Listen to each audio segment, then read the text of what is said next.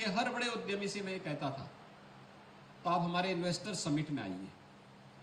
उत्तर प्रदेश शासन ने प्रधानमंत्री जी के मार्गदर्शन में, भारत सरकार के मार्गदर्शन में जो रिफॉर्म किए हैं, जो नई पॉलिसीज हमारी आई है, इस पॉलिसी के दायरे में रहकर के आप निवेश करिए। आपके निवेश और आपकी सुरक्षा की गारंटी हम देंगे। और भाइयों बहनों, आज मुझे बताते हुए प्रसन्नता है कि हमारा पहला इन्वेस्टर समिट जब 2018 में संपन्न हुआ था, हमें लगभग 4.25 लाख करोड़ रुपए का निवेश का प्रस्ताव प्राप्त हुए थे। लेकिन ठीक 5 वर्ष के बाद जब हम लोगों ने इस वर्ष फरवरी में फिर से अपना ग्लोबल इन्वेस्टर समिट किया, तो इस बार हमें जो 20,000 की राशि की बात हमारे सहयोगी पहले कहते थे, जो हमें पहले इन्वेस्टर समिट में प्रस्ताव 5.25 लाख करोड़ के मिले थे, इस बार इनकी संख्या बढ़ करके उत्तर प्रदेश में लगभग अब तक 38 लाख करोड़ रुपए के निवेश के प्रस्ताव हमें प्राप्त हुए हैं। इसके लिए हमें बहुत सारे परिवर्तन करने पड़े थे। ईज ऑफ डूइंग बिजनेस में व्यापक सुधार लाना पड़ा था, रिफॉर्म करने पड़े थे, सेक्टोरियल पॉलिसीज बनानी पड़ी थी, प्रदेश के अंदर लैंड बैंक बनाना पड़ा था, कानून व्यवस्था और सुरक्षा का एक बेहतर वातावरण देना पड़ा था। इसके लिए अनेक कदम उठाए गए और आज परिणाम है। उत्तर प्रदेश में इंफ्रास्ट्रक्चर के लिए भी आपने देखा होगा कितनी तेजी के साथ इंफ्रास्ट्रक्चर में आज के दिन पर उत्तर प्रदेश को प्रधानमंत्री जी ने स्वयं उत्तर प्रदेश को एक्सप्रेसवे प्रदेश के रूप में उत्तर प्रदेश को संबोधित किया। 6 वर्तमान एक्सप्रेसवे के साथ ही 7 नए एक्सप्रेस हाईवेज के साथ उत्तर प्रदेश वर्तमान में कार्य कर रहा है। Eastern and western dedicated freight corridor Uttar Pradesh से होकर के जा रहा है, उसका जंक्शन भी उत्तर प्रदेश में जेवर के पास है। 2017 के पहले उत्तर प्रदेश में मात्र 2 एयरपोर्ट क्रियाशील थे, आज के दिन पर उत्तर प्रदेश में 9 एयरपोर्ट हमारे क्रियाशील हैं। एशिया का सबसे बड़ा एयरपोर्ट हम लोग जेवर में बना रहे हैं, जो फरवरी 2024 में पहला रनवे इसका कार्य करना प्रारंभ कर देगा। कानून व्यवस्था बेहतर होती है तो परिणाम कैसे सामने आते हैं, ये प्रदेश के अंदर पर्यटन की बढ़ती हुई इन नई संभावनाओं को देखकर के अंदाजा लगा सकते हैं। 2017 में जिस प्रदेश में मात्र 3 करोड़ घरेलू और विदेशी पर्यटक आते थे, आज उसी प्रदेश में संख्या 32 करोड़ पार कर चुकी है और लगातार इसमें बढ़ोतरी हो रही है। और मैं आज इसी बात के लिए आश्वस्त करने के लिए आया हूं।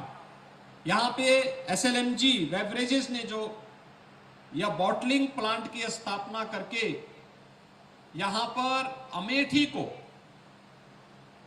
जो एक नया उपहार दिया है निवेश का,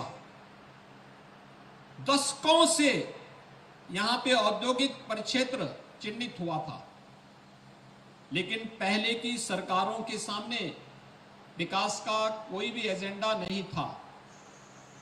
उन्होंने विकास को बहुत संकुचित दायरे में रह करके सीमित कर दिया था। वे जातिवाद के नाम पर परिवारवाद को बढ़ावा देते थे। उन्होंने सामाजिक ताने बाने को छिन्न भिन्न करके रख दिया था। समाज में वर्ग संघर्ष की स्थिति पैदा करने का कुत्सित प्रयास किया था। तो जो व्यक्ति परिवारवाद में और सामाजिक वैमनस्यता में ही जिसका ज्यादा समय खर्च हो रहा होगा, उस व्यक्ति के पास कहां से फुर्सत होगी कि वह विकास के बारे में सोचेगा, निवेश के बारे में सोचेगा, बेहतर कानून व्यवस्था के बारे में सोचेगा। और उत्तर प्रदेश दुर्भाग्य से इन्हीं लोगों की कुदृष्टि का इस शिकार बना था। लेकिन आज इससे उभर करके नए नए निवेश उत्तर प्रदेश में आ रहे हैं। डेवलपमेंट का ऐसा कोई कार्य नहीं जो आज उत्तर प्रदेश में डबल इंजन की सरकार न कर रही हो, और आज उसी का परिणाम है कि इस नए बॉटलिंग प्लांट ने निवेश की एक नई गति दी है।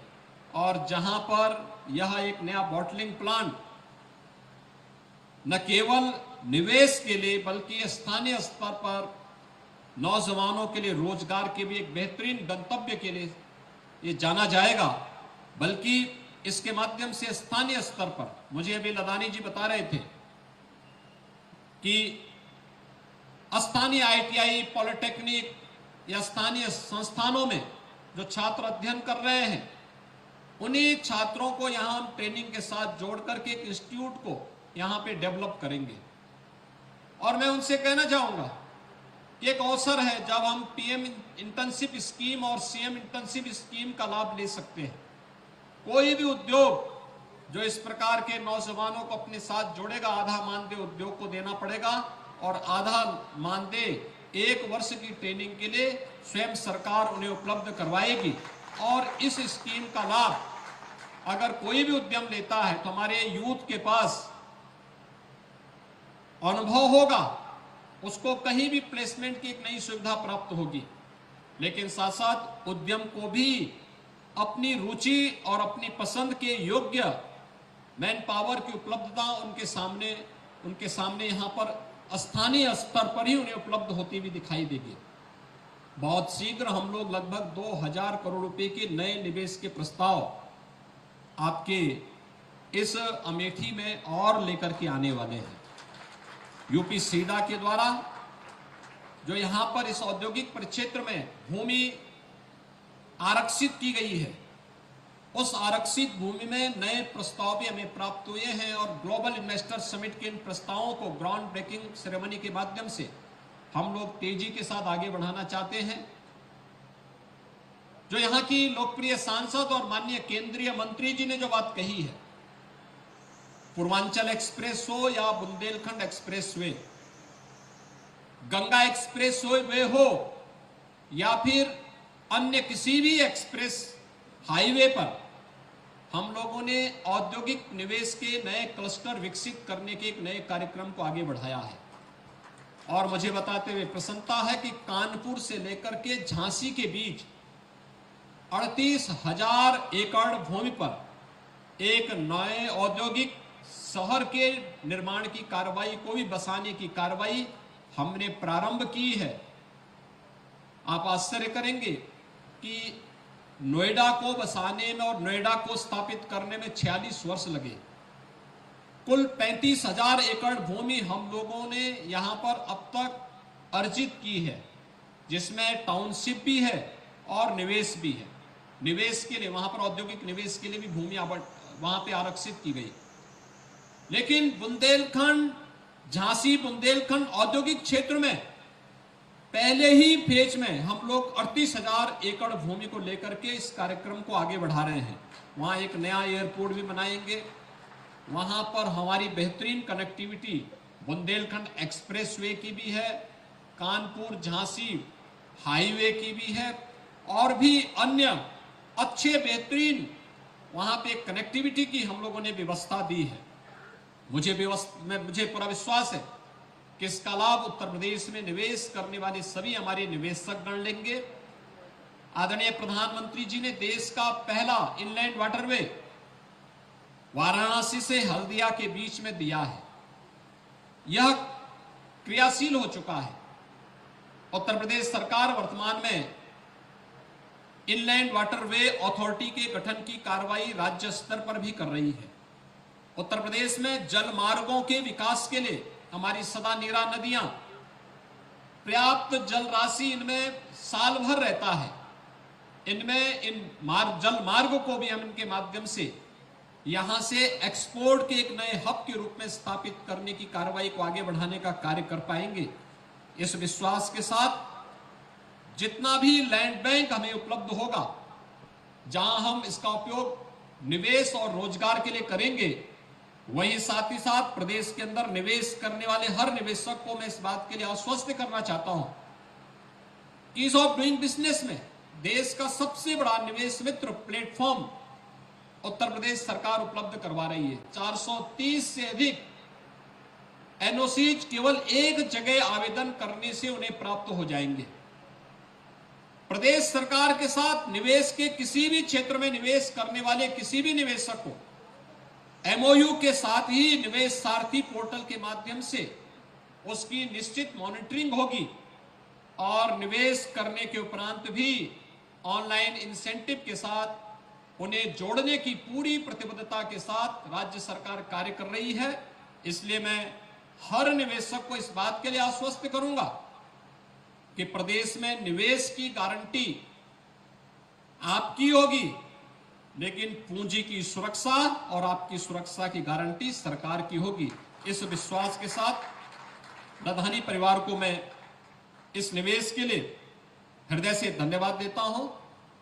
स्थानीय नागरिकों को जो इस प्रकार के निवेश का स्वागत करते हैं, उसे प्रोत्साहित करते हैं, उनका अभिनंदन करता हूं और माननीय जनप्रतिनिधियों का जो सकारात्मक सहयोग इन कार्यों के लिए मिलता है, उनको भी हृदय से धन्यवाद देते हुए आप सबके प्रति मैं अपनी शुभकामनाएं देता हूं। एक बार फिर से इस बेहतरीन निवेश के लिए लधानी परिवार को हृदय से बधाई और शुभकामनाएं। जय हिंद। धन्यवाद माननीय, आपके प्रेरणादायी उद्बोधन के लिए हम हृदय से आभारी हैं। आपने अपने व्यस्ततम कार्यक्रम में से हमें समय दिया। आपका आशीर्वाद निश्चित रूप से हमारे संकल्पों को सिद्धि प्रदान करेगा और ये प्लांट अमेठी में नई आर्थिक संभावनाओं के साथ इसकी प्रगति और विकास में अपना सहयोग देगा। आपका बहुत बहुत धन्यवाद।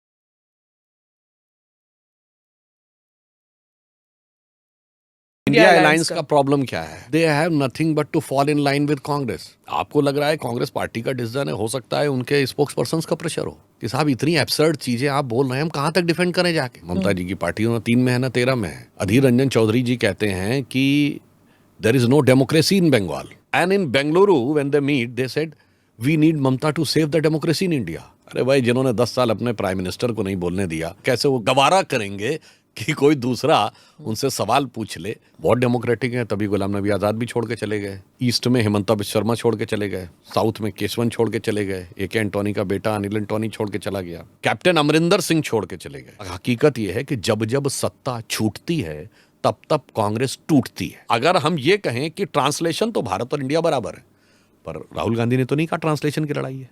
राहुल गांधी ने तो कहा आइडिया की लड़ाई है, और आइडिया में इंडिया का आइडिया और भारत के आइडिया में जमीन आसमान का अंतर। अगर ये कॉन्फ्रेंस कहीं हो गई होती है कि इरेडिकेशन ऑफ क्रिश्चियनिटी और इरेडिकेशन ऑफ इस्लाम, अरे साहब, एक भोजपुरी का गाना है ना, आरा हिले छपरा हिले बलिया हिले ला, तो जानते क्या होता?